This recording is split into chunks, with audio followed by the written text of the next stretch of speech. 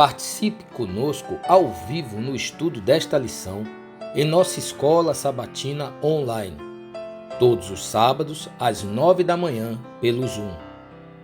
No final deste vídeo, veja como participar. Você é o nosso convidado.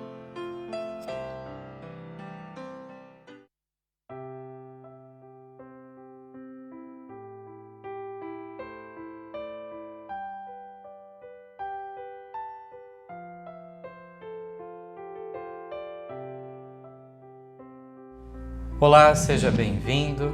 Estamos aqui para mais um estudo da lição de escola sabatina. Com as graças de Deus, possamos então aprender um pouco mais de sua palavra.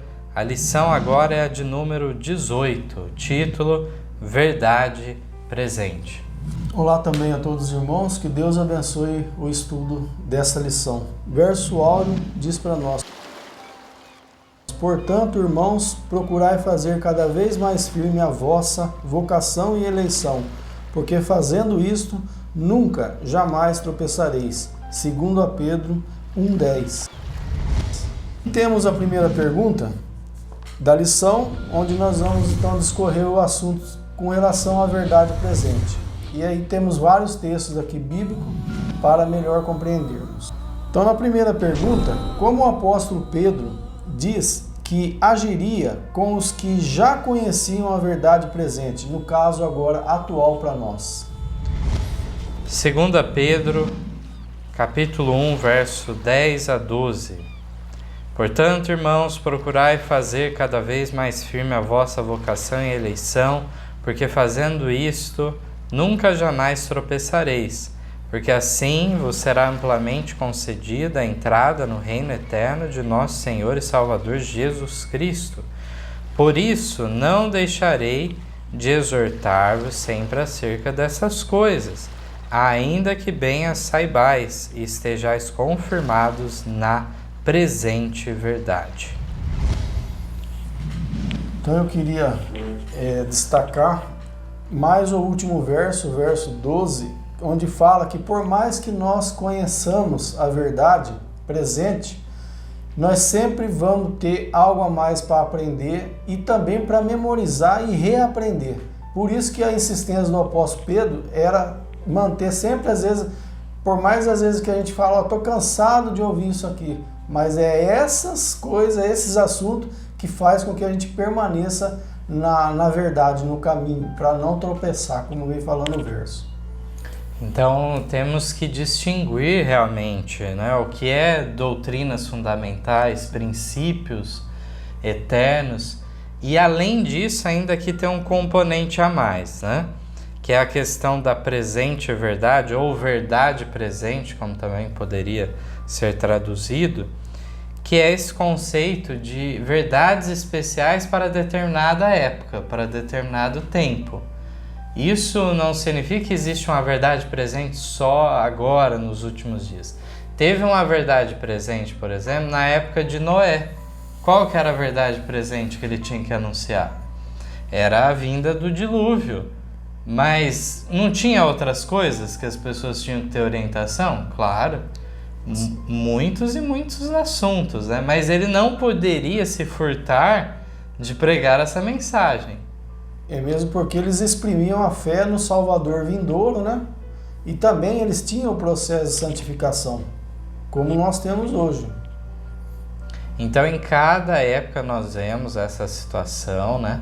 Aí nós encontramos a época de Cristo, agora a aceitação de Jesus de Nazaré, aquele carpinteiro que era realmente o Messias tão longamente esperado. E assim, cada época vai tendo seus temas. A Reforma Protestante era a restauração da justificação pela fé, que era algo que tinha se perdido em meio às trevas da era medieval. Então, tudo isso nós devemos entender que agora, nos últimos dias, tem também, mas na realidade nós temos compreendido que é um conjunto de verdades presentes que agora é dado a totalidade dessas mensagens para serem proclamadas, porque nós estamos já na última fase. Sim. Então não dá nem para falar que é só um tema, né, irmão? E o cuidado que nós temos que ter, nós vamos estudar aqui basicamente em focar na verdade presente. Mas, como nós estamos na última geração praticamente da nossa existência, da fase da dispensação cristã, isso não quer dizer que nós só vamos ficar falando também de verdade presente, mesmo porque o inimigo está lançando sombra na questão da humanidade de Cristo, sobre as três divindades. E isso tem afetado muitas igrejas, muitos grupos que, ora, eles estão ali praticamente com 70% da verdade, mas está enroscado em algum assunto perigoso, aliás. É um assunto perigoso que pode perder a salvação. Negar que Jesus é Deus é sinônimo de perdição. Exatamente. Então, é muito importante entendermos a solenidade do tempo, que nos traz também deveres atuais que não foram requeridos de nenhuma geração passada, como o que é requerido agora nesse tempo de restauração. E também mais, nós podemos entender a questão do trabalho lá no santuário, no lugar santíssimo, que temos estudado, porque justamente lá nos leva à compreensão que dentro da Arca da Aliança tem a lei de Deus.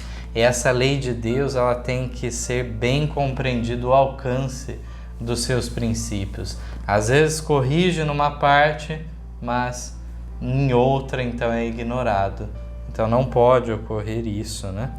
Deve ter um povo nessa terra realmente na guarda de todos os 10 mandamentos, na defesa, depositários da lei de Deus. A segunda pergunta: o que é importante que exista na Igreja de Deus? 1 Coríntios 1:10. Rogo-vos, porém, irmãos, pelo nome de nosso Senhor Jesus Cristo, que digais todos uma mesma coisa e que não haja entre vós dissensões, antes sejais unidos em um mesmo pensamento e um mesmo parecer. Filipenses 3,16 diz: mas naquilo o que já chegamos, andemos segundo a mesma regra e sintamos o mesmo. Então, o que é importante que existe na Igreja de Deus? Unidade nas doutrinas, no conhecimento das doutrinas, unidade nas práticas que vêm a santificar todos, o mesmo parecer, que não haja discussão ou entendimento divergente dentro de uma mesma igreja. Um ponto que eu tenho percebido que às vezes ocorre um pouco de confusão é alguns acharem, por exemplo, que fazer uma regra para quem é pastor, ministro, e para o membro leigo outra mais frouxa. Esse tipo de raciocínio ele é equivocado. Ainda que isso tenha ocorrido de fato na época da lei mosaica, esses tipos de distinções, não quer dizer que no tempo atual deva ser assim. Por exemplo, nós encontramos lá que aqueles que se envolviam no serviço do santuário, eles então não poderiam se envolver com bebidas alcoólicas. Sim. Mas, no entanto, outros da nação israelita poderiam utilizar. Mas aquilo lá era o que? Na permissão, na tolerância de Deus, onde era aceitado que também o divórcio e o novo casamento, era aceita a questão das carnes limpas. Mas quando Daniel, então, quis se santificar juntamente com seus amigos, o que eles buscaram? As altas normas. Então, não se envolveram com o alimento carne nem com as bebidas alcoólicas. Era exigido deles isso? Não era. Mas eles queriam estar o quê?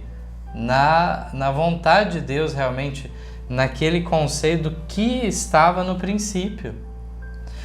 Então, quando nós lemos um texto como esse, né, de Filipenses, fala que andemos segundo a mesma regra, a igreja toda, seja membros do clero, entre as como se fala o clero ou leigo, não deve haver esse tipo de distinção. Ah, mas não é pior o pecado que é praticado por um líder? É pior no sentido Do exemplo. Da influência, da responsabilidade que a pessoa tinha. Mas é pecado para um e Diante é pecado para outro também. Não? Diante de Deus. Diante de Deus. Então, isso que devemos compreender. A repreensão, de fato, deve ser até mais dura no caso da queda de um líder num ponto aí de transgressão da lei de Deus. Mas nem por isso, então, o leigo pode praticar aquela mesma coisa. Eu queria trazer um outro ponto, que dentro do adventismo, lá nas suas origens, a mensageira do Senhor, ela teve a visão na questão da verdade presente, mas ditamente aí na reforma de saúde, ela enviou a mensagem para o ministério, era para a igreja também, e o ministério recebeu aquilo para poder reformar as pessoas que estavam vindo para a igreja. E na questão da alimentação, o ministério não acatou os conselhos dos livros que estavam ali, dizendo que eles tinham que se reformar para poder dar o exemplo para os membros. Então, a irmã White viu toda aquela cena acontecendo, nada podendo fazer a não ser exortar, e os frutos que eles colheram trouxe para as sucessivas gerações que poderão se perder aí ao longo do caminho e perder a salvação. Exatamente. Terceira pergunta: de qual obra Deus nos encarrega? Isaías 58, versos 11 e 12.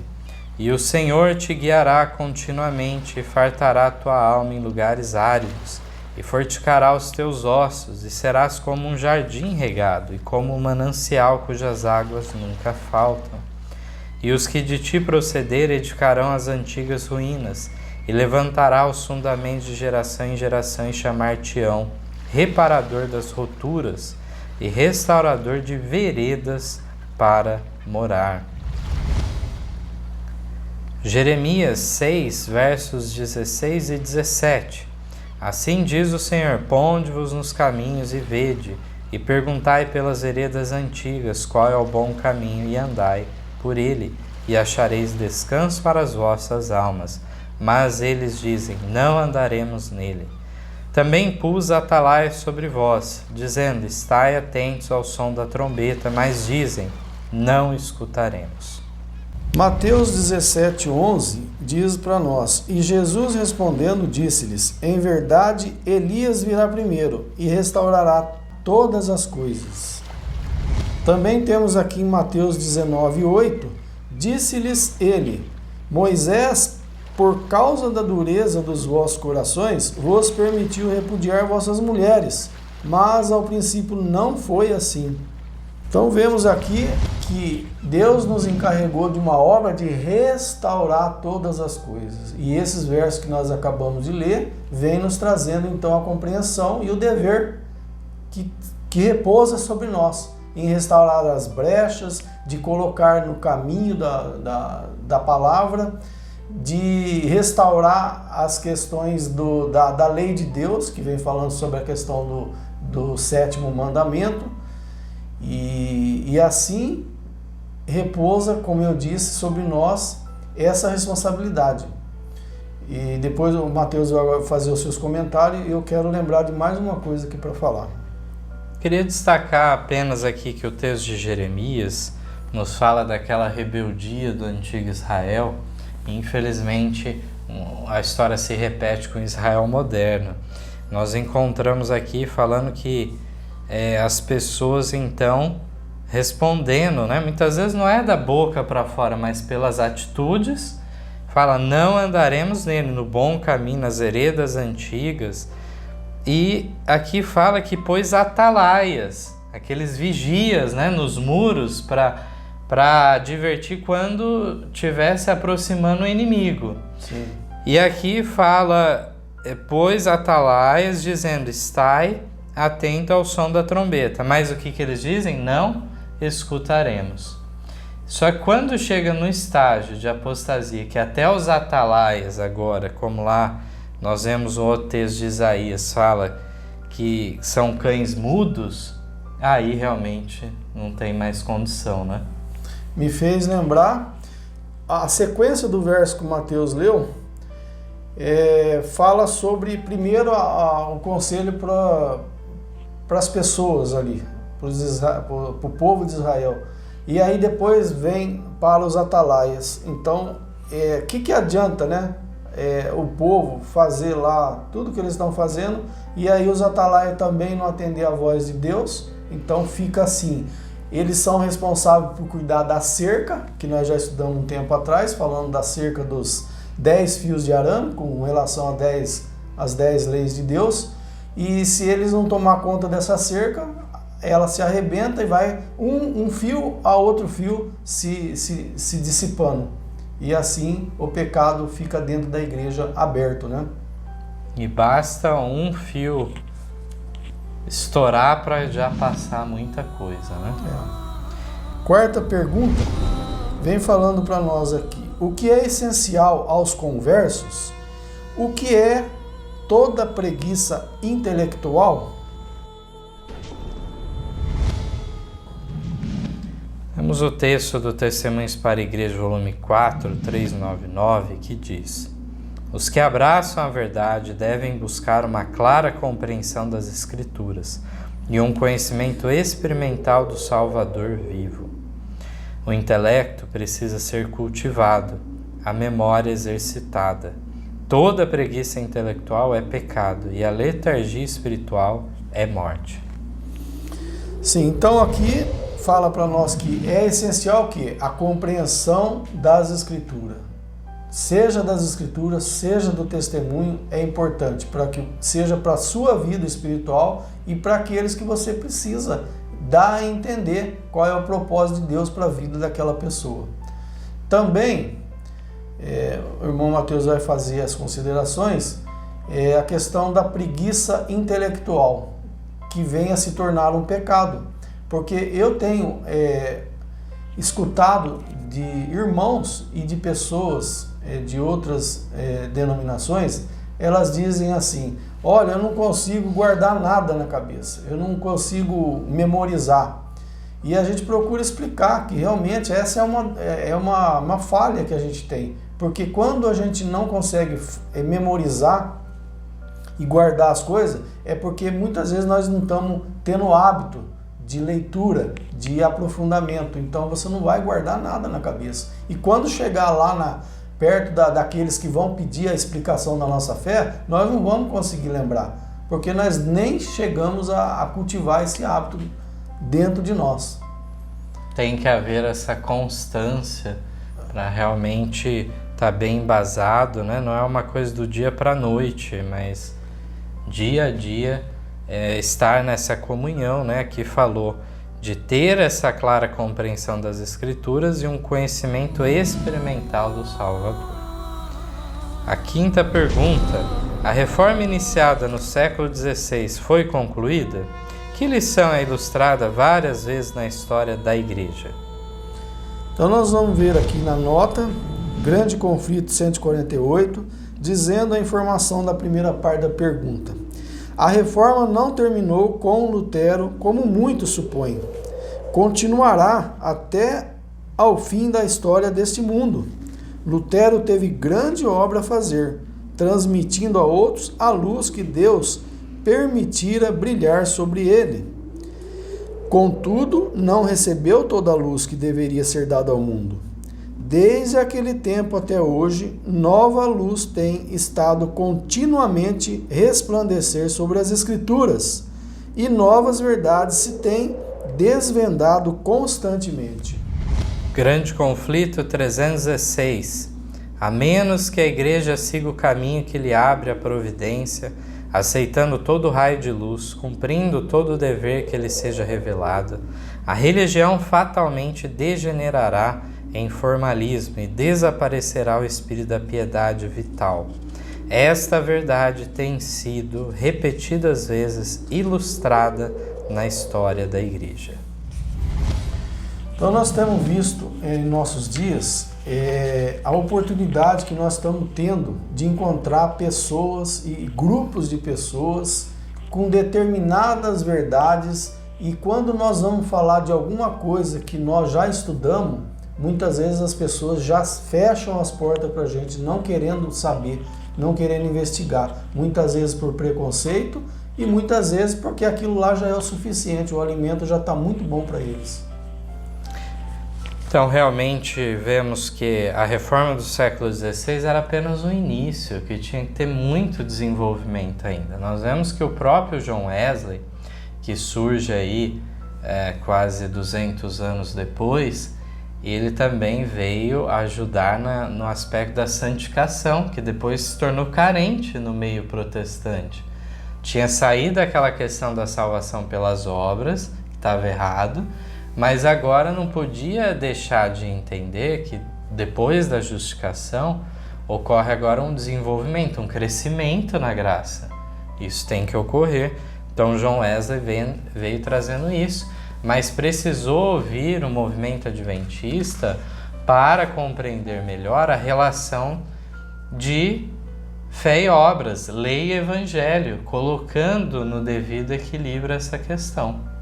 E o adventismo em geral tem esse pensamento de que rico sou e de nada tenho falta. Esse é o ministério de Laodiceia, que é o que nós e qualquer um desses grupos não devemos pensar dessa forma. E aqui no texto seguinte nos fala realmente da necessidade de sempre avançar, né? Sempre estar disposto a aceitar qualquer nova luz que provenha da palavra de Deus. Não podemos realmente nos conformar em achar que entendemos completamente tudo. Sempre essa busca contínua pela verdade. Então, indo para a sexta pergunta, do que o rebanho necessita agora? Então vamos enfatizar um pouco mais esse ponto que temos comentado desde o início. Primeiros Escritos 61 fala assim: o Senhor muitas vezes tem me dado a visão das condições e necessidades das joias espalhadas que ainda não vieram à luz da verdade presente, e tem me mostrado que os mensageiros devem abrir caminho até eles tão depressa quanto possível, a fim de levar-lhes a luz. Há muitas verdades preciosas contidas na palavra de Deus, mas é a verdade presente que o rebanho necessita agora. Tenho visto o perigo de os mensageiros se afastarem dos importantes pontos da verdade presente, para se demorarem em assuntos que não são de molde a unir o rebanho e santificar a alma. Satanás tirará disto toda a vantagem possível para prejudicar a causa. Então aqui temos bastante lição para tirar dessa mensagem aqui. Uma delas, muitas vezes, as pessoas ficam perdendo tempo com assuntos de menor importância na Bíblia. Recentemente nós temos encontrado, novamente eu falo, com pessoas que dão muita atenção para coisas pequenas na Bíblia. Quero citar um exemplo aqui. Muitas vezes a pessoa está preocupada, sabe o quê? Com a aparência dele do que com o interior dele. Ele está mais preocupado em mostrar a religião dele por fora do que por dentro. Isso é o que a gente tem visto nos nossos dias. Realmente, irmão. Então, são questões secundárias ou questiúnculas mesmo, que a pessoa traz e isso acaba criando uma dissensão, em vez de estar unido nos pontos fundamentais que santificam a alma. Então é importante também essa responsabilidade dos mensageiros, né? De estarem atentos, de dar essa ênfase necessária na verdade presente e não ficar absorto muitas vezes em mera curiosidade, em especulação, né? A gente pode até estudar a Bíblia para saber um detalhezinho lá, o que foi isso, explicar. Tudo tem seu lugar, mas não, a gente tem que ter esse senso de proporção, né? Agora eu não vou criar uma doutrina em cima de uma questão menor, né? Então tem coisas que na Bíblia que se você der enfoque naquilo, você acha que é ponto de salvação, e não é. Existem aqui para nós, nos últimos dias que nós estamos vendo, verdades muito mais importantes que vai te salvar do que ficar perdendo tempo. Assim como lá no tempo de Jesus. Os saduceus, os alexandrinos, os fariseus ficavam perdendo tempo com questão de genealogia, e aquilo lá só dava discussão e não edificava em nada. Assim tem acontecido nos nossos dias também. Eu posso até citar aqui, tem pessoas que vêm até nós achando que é importante usar o véu, porque aquilo lá traz uma santidade exterior para a pessoa. O outro tem que usar a barba, o outro não pode comer isso, o outro não pode comer aquilo. Então isso tem travado as pessoas, deixado elas aí longe e desviando da verdade presente, como nós estamos estudando. A 7ª pergunta, temos ela em 3 partes. Que desculpa alguns utilizam para a verdade presente ser ignorada? Qual obra está sendo realizada pelo terceiro anjo? Como o povo deve agir? Temos aqui então 3 parágrafos com os livros aqui das páginas, as 3 mensagens angélicas, página 18. No início aqui vem dizendo para nós: a verdade presente, a mensagem especial entregue ao nosso mundo, incluindo a mensagem do terceiro anjo, abrange um vasto campo contendo tesouros celestiais. Então está entre parênteses Mateus 13:44. Ninguém pode se desculpar a ponto de assumir, eu não tenho mais nada a ver com essas mensagens especiais. Pregarei somente sobre Cristo. Olha o pensamento da pessoa. Ninguém pode pregar sobre Cristo e apresentar a verdade como é em Jesus, a menos que diante das pessoas, no tempo presente, quando fatos tão importantes estão ocorrendo, apresente a verdade do que está por vir. O terceiro anjo, já na outra página, o terceiro anjo está conduzindo um povo e preparando para a trasladação. Eles devem ser purificados pela verdade. O terceiro anjo está passo a passo guiando um povo cada vez mais para cima. A cada passo eles serão provados. Primeiro testemunho para a igreja 189. Os anjos de Deus fazem a obra que lhes foi confiada. O terceiro anjo está retirando e purificando um povo, e esses devem mover-se unidos com ele, que também está no testemunho para Ministros 488. Então, textos muito interessantes aqui falando sobre o terceiro anjo, o papel dele de preparar um povo. Ele está na direção dessa obra. E o povo deve andar unido com esse anjo celestial. Ele está retirando e purificando um povo aqui, diz. E o interessante é que o passo a passo das pessoas é justamente cada vez mais para cima. E diz ainda que a cada passo eles serão provados. Haverá muitas provações. Mas eu deixo para o irmão Denilson comentar, que desculpa alguns utilizam para ignorar a verdade presente, dizer que não é tão importante esses assuntos. Aqui tem um exemplo dessa pessoa, desse pensamento que está colocado aqui, Eu vou falar só sobre Cristo, porque essas mensagens aí eu não quero saber dela não. Então, essa pessoa ela tem que voltar lá para a igreja, para as igrejas caídas, porque lá prega-se o evangelho do reino. Então eu vou falar só sobre Cristo? Então é lá, justificação pela fé só? Não, aqui a gente está propondo um estudo de justificação pela fé, incluindo a santificação. Então é conhecendo também a vontade de Deus, vivendo também a vontade de Deus. Então aqui a nota falou de Jesus e a sua verdade. Jesus vem com uma verdade que deve ser aceita também pelas pessoas. 8ª pergunta: o que deve ser mantido perante o povo e o que devemos compreender agora? Conselhos aos escritores e editores, página 20, um texto da Review and Herald de 21 de maio de 1905, declara: mantenham perante o povo as verdades que são o fundamento da nossa fé. Devemos agora compreender quais são os pilares da nossa fé, as verdades que fizeram de nós o povo que somos, guiando-nos passo a passo. Então aqui tem duas coisas para se fazer.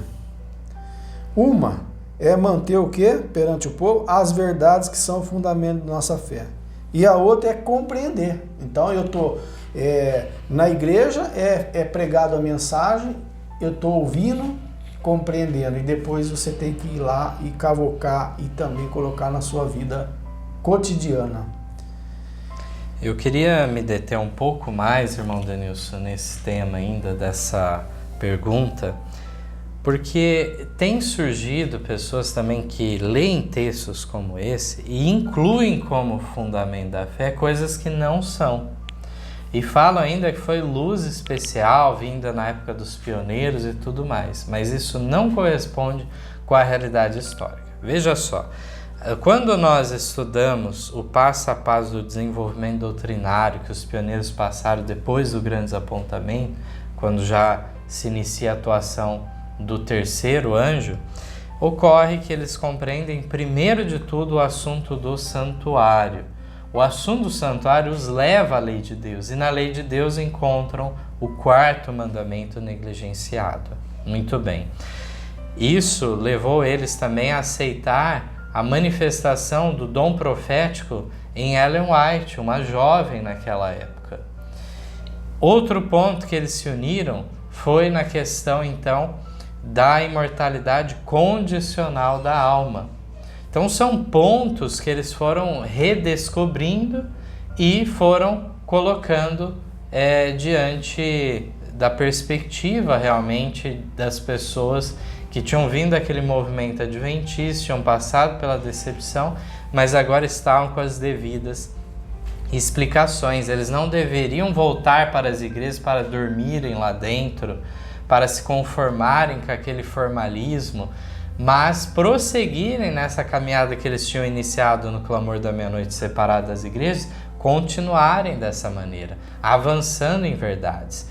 Depois houve outros desenvolvimentos, compreensão melhor sobre a questão dos dízimos e das ofertas, por exemplo, não tinham no início.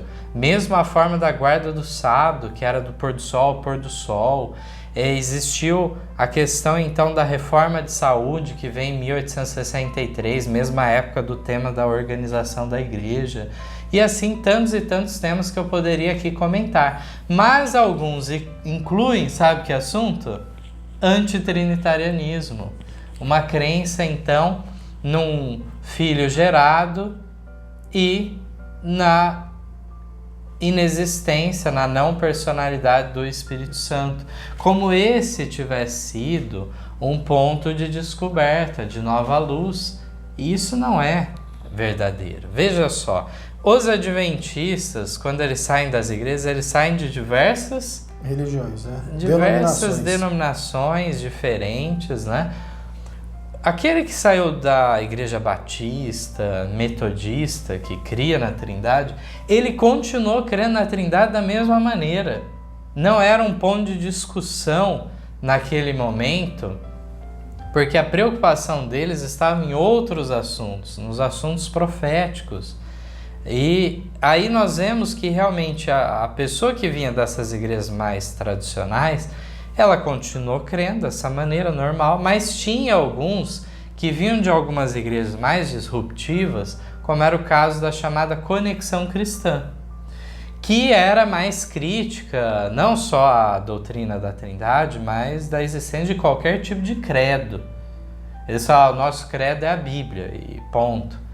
Isso foi uma influência muito perdurável na igreja, esse tipo de concepção, e nós vemos que esses eram mais críticos à doutrina da Trindade, e por fim, juntamente com o auxílio da mensageira do Senhor, eles chegaram num entendimento mais amadurecido em relação à divindade, porque também essas igrejas tinham erros de concepção nesse assunto.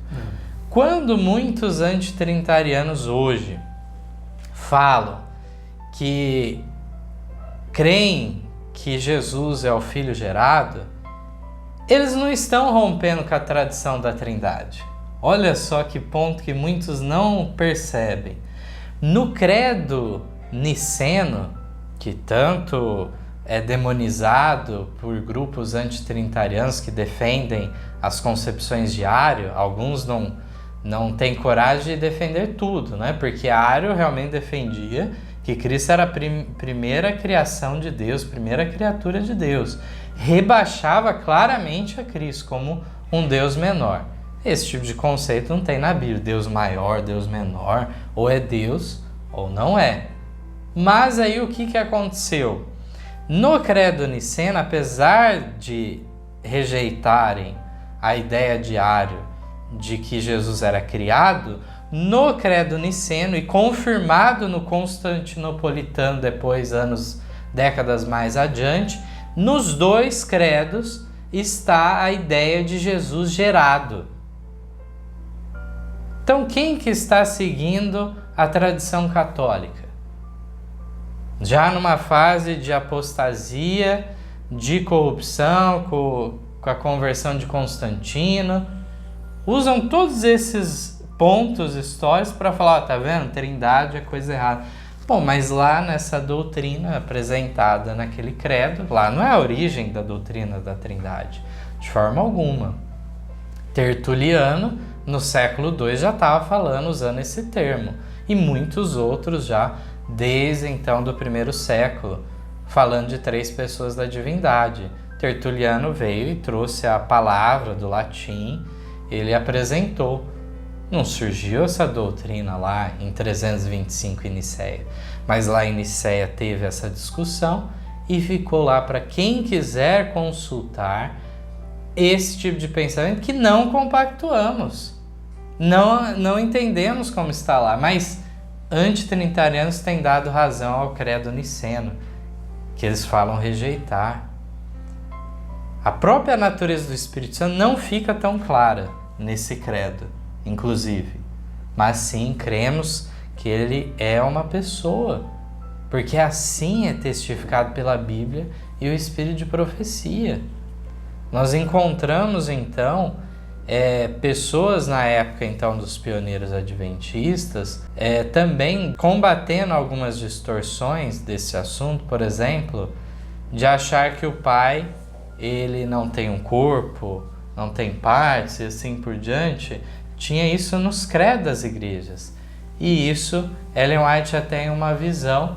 Ela pergunta para Jesus, mas e o Pai, que ela não enxergava, só via a glória? Posso né? ver ele? Ele é uma pessoa, e Jesus confirma para ela, porque ela tinha essa dúvida, porque nas igrejas era ensinado diferente. Então foi mais um ponto que eles aprenderam. Outro ponto era uma ideia que na realidade é uma forma de doutrina da Trindade diferente, que é a ideia chamada de modalismo, que veio de Sabélio.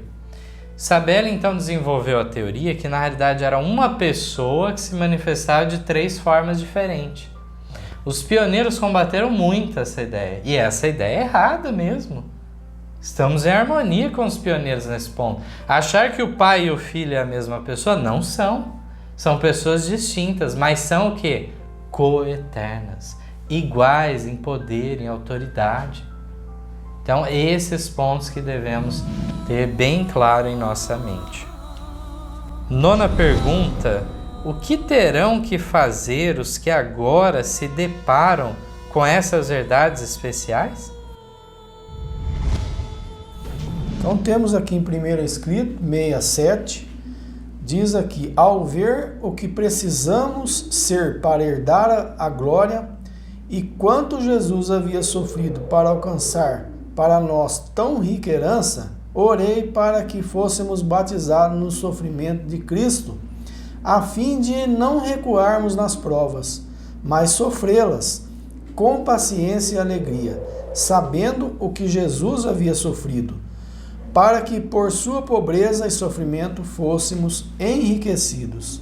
Disse o anjo, negai-vos, precisa caminhar depressa. Alguns de nós têm tido tempo de possuir a verdade e progredir passo a passo. A cada passo dado tem nos propiciado força para o seguinte. Mas agora o tempo está quase findo, E o que durante anos temos estado aprendendo, eles terão de aprender em poucos meses. Terão também muito que desaprender e muito que tornar a aprender.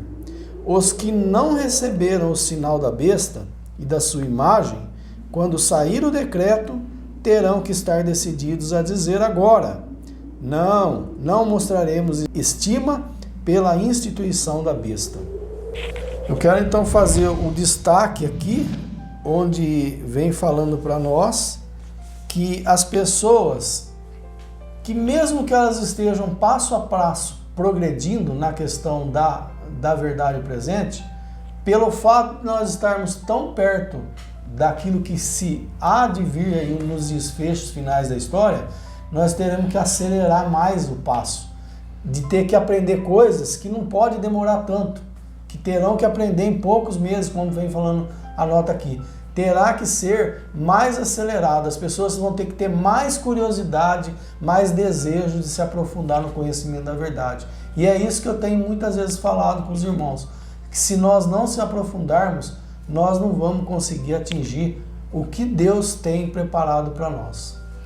Então é realmente interessante, irmão Denilson, essa parte, porque nós vemos que naquela experiência que Ellen White, os pioneiros passaram desde 1844, foi passo a passo, eram anos para desenvolver uma doutrina nova e assim por diante. Então foi algo mais suave, né, as transições.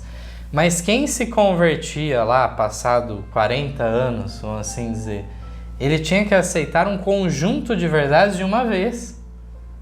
Ele não fez parte do início, né, da origem do movimento.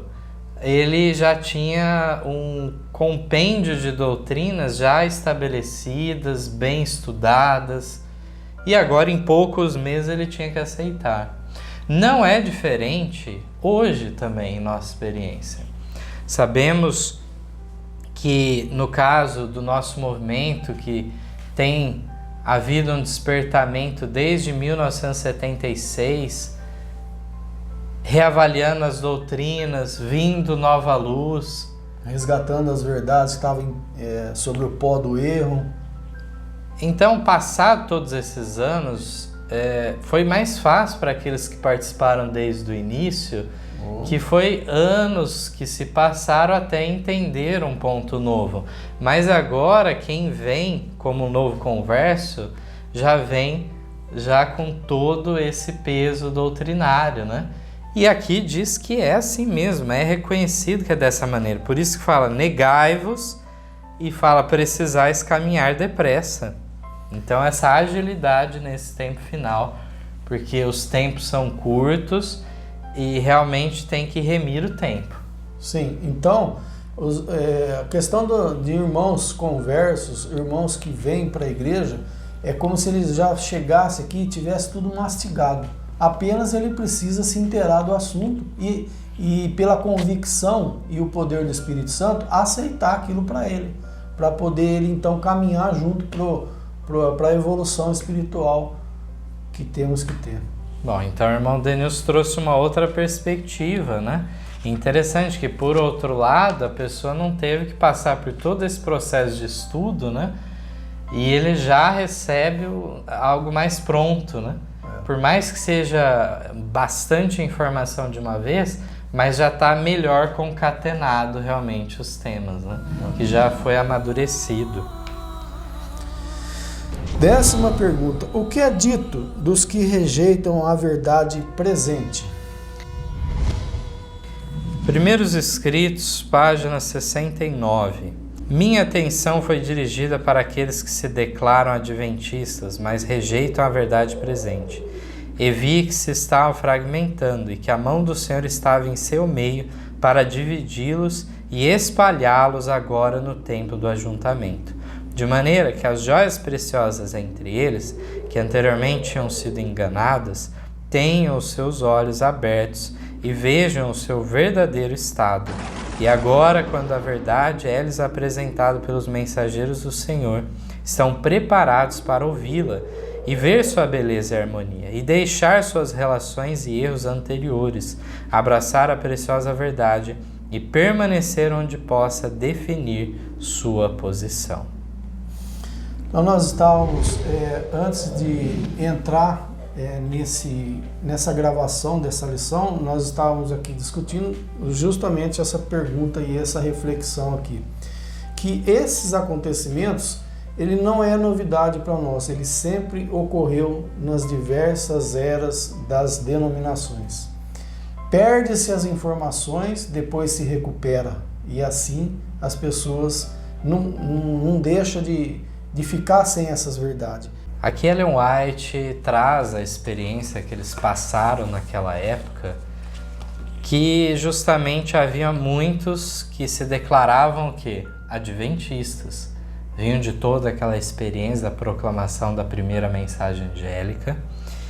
Alguns foram para o mundo, outros retornaram para suas igrejas, né? Mas outros continuaram como adventistas, separados das igrejas. E esses eram chamados várias vezes por Ellen White de adventistas nominais, ou seja, só de nome. E eles rejeitavam então a verdade presente, aqui diz ela. E diz que Deus estava com sua mão fragmentando e dividindo eles, enfraquecendo. Eles não tinham a verdade, esses grupos, né? Mas ela fala aqui também de um tempo de ajuntamento. Nos seus escritos, se nós formos estudar, várias vezes ela usa esse termo para dizer desse ajuntamento que estava ocorrendo debaixo da mensagem do terceiro anjo. A recuperação de várias pessoas que tinham participado da mensagem e que tinham ficado desanimados, mas que teve recuperação. Quando eles vieram com a explicação do santuário, do sábado, tudo, essas pessoas foram recuperadas daquele desânimo. Também pessoas que faziam parte desses outros grupos adventistas foram alcançadas, porque aqui diz o quê? Eles deixaram suas relações e erros anteriores, essas joias preciosas estavam no meio daqueles corruptos, tinham sido enganados por eles. Mas agora diz que os olhos foram abertos e viram seu verdadeiro estado. Olha que maravilha! Aqui nos mostra que em meio a toda essa confusão religiosa que se estabeleceu, depois tinha outros adventistas guardadores do sábado que também se dividiram, já na década de 1850 isso. Então lá tinha o Partido Mensageiro, da Era Vindoura, que se colocaram contra Ellen White como profetisa, se colocaram contra algumas doutrinas, alguns pontos proféticos e tinham heresias em seu meio. Sim. Então toda essa confusão a gente vê aqui que Ellen White está comentando. E o processo é lento, né? Para consertar tudo isso leva muitos anos. Assim foi aí o objetivo da Igreja Adventista. Consertar todos esses erros doutrinários, trazer as pessoas que estavam lá, que tinham ideias erradas. E no nosso tempo também não é diferente, porque a história sempre se repete. Então hoje temos também vários grupos e igrejas que eram do passado, que estão também lá, muitas vezes enganadas. E agora Deus está dando oportunidade para essas almas sinceras terem o quê? O resgate, o conhecimento e o resgate dessas verdades para esse tempo. E assim tem acontecido em nosso meio. Isso mesmo, então toda a experiência harmônica que nós vemos aí a partir de 1976, com a pregação do clamor da meia-noite, de repente mais adiante o que ocorre? Começa a haver divergências, divisões, mas aqui então nos fala o texto em repetição, como estávamos comentando, aquele cenário daqueles primeiros dias se repete em nosso tempo. Lá haviam vários grupos adventistas, isso é muito claro, nos primeiros dias. Hoje também está em que condição? Vários grupos de fé adventista. Mas agora é o tempo do ajuntamento, assim como foi naquela época. Hoje também estamos nesse tempo do ajuntamento. E aqui fala que tem que se buscar essas joias preciosas. Elas agora, nessa situação, tem a possibilidade de abrir os seus olhos e agora então ver a verdade em sua verdadeira beleza e harmonia. E abraça então e toma posição. Sim. Então vamos para a última pergunta, 11ª. O que Satanás tem procurado fazer nesse tempo de selamento e como devemos agir? Qual o perigo dos que lançam o selamento para o futuro? Primeiros Escritos 43, Satanás está agora usando cada artifício neste tempo de selamento a fim de desviar a mente do povo de Deus da verdade presente e levá-los a vacilar. Depois, na revista The Present Truth, 1 de setembro de 1849, declara: o Senhor me mostrou que preciosas almas estão definhando e morrendo por falta da verdade presente e seladora a seu tempo, e que os velozes mensageiros devem apressar-se em seu caminho e alimentar o rebanho com a verdade presente. Ouvi um anjo dizer: apressem-se os velozes mensageiros, apressem-se os velozes mensageiros, pois o caso de cada alma logo será decidido para a vida ou para a morte. Ainda continuando em Manuscrito e Release, volume 8, página 220, diz para nós: vi que Satanás operaria mais poderosamente agora do que nunca dantes. Ele sabe que seu tempo é curto e que o assinalamento dos santos os colocará além de seu alcance. Ele agora opera de toda maneira que lhe seja possível e experimentará toda a sua insinuação para fazer que os santos não estejam em guarda e fazê-los adormecer sobre a verdade presente ou dela duvidar, para os impedir de ser assinalados com o selo do Deus vivo. Volume 4, página 76, diz para nós aqui do mesmo livro: cumpre sermos fiéis aos princípios como aço, prostrando-nos firmes contra toda espécie de corrupção. É esta firme adesão aos princípios que deve distinguir os que levam o selo de Deus vivo dos que recebem a marca da besta. Então aqui para mim ficou importante nessa nota que o perigo daqueles que lançam o selamento para o futuro é Satanás fazer a obra dele. Aqueles que correm o perigo de estar adormecidos é aonde ele entra em ação, como vem falando aqui. O perigo é adormecer e não estar em guarda. E aí a pessoa não está preocupada, porque o assinalamento para ela vai para o futuro, então ela se perde em plena fase do assinalamento. São notas que nos instam realmente, e eu queria destacar que no segundo parágrafo fala, das almas que estavam definhando por falta da verdade presente e seladora. Então essa verdade presente, quando aceita, ela também faz o quê? Sela. E essa mensagem aqui diz que os mensageiros tinham que se apressar, para alimentar o rebanho com ela. O tempo é curto. Nós vemos que realmente Deus, em misericórdia, Ele tem estendido esse tempo. Tem havido a demora antes de finalmente raiar amanhã, que em visão profética Ellen White vê. Mas isso chegará ao fim. Então, para nós aqui, qual é a preocupação que nós temos que ter? É a questão da compreensão do assunto do santuário, que leva-nos para entender a questão do juízo investigativo, 144 mil, e a crise que se aproxima. Então, tudo isso está envolvido dentro do selamento. E é essa a preocupação, não só essa, mas as mais importantes, que nós temos que nos deter, para não perder o passo, o passo do tempo que está indo. E corremos então o perigo de se perdermos nisso. Aqui vemos que de fato Satanás quer fazer adormecer as pessoas, ou mesmo até duvidar da verdade presente. Ou ele deixa a pessoa no estado de indiferença espiritual, de letargia, ou então faz duvidar dessas mensagens também. Ele consegue o seu propósito. Não esquecendo que os cuidados dessa vida faz com que você também perca o passo daquilo que está escrito aqui para nós. Então, é muito importante fazer o equilíbrio da nossa vida diária, não deixando as coisas de Deus em segundo plano.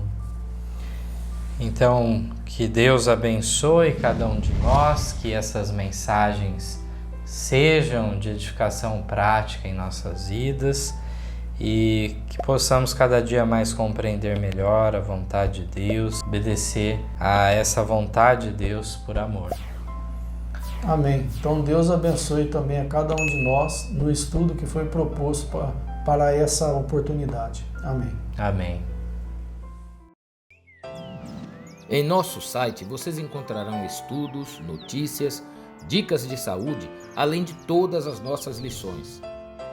Participem conosco através da nossa página no Facebook e assistam todas as nossas lições através do YouTube. Você também pode participar ao vivo das lições da Escola Sabatina todos os sábados a partir das 9 da manhã pelo Zoom. Ligue ou mande uma mensagem para os números de WhatsApp que aparecem na tela e venha estudar conosco. Você é o nosso convidado.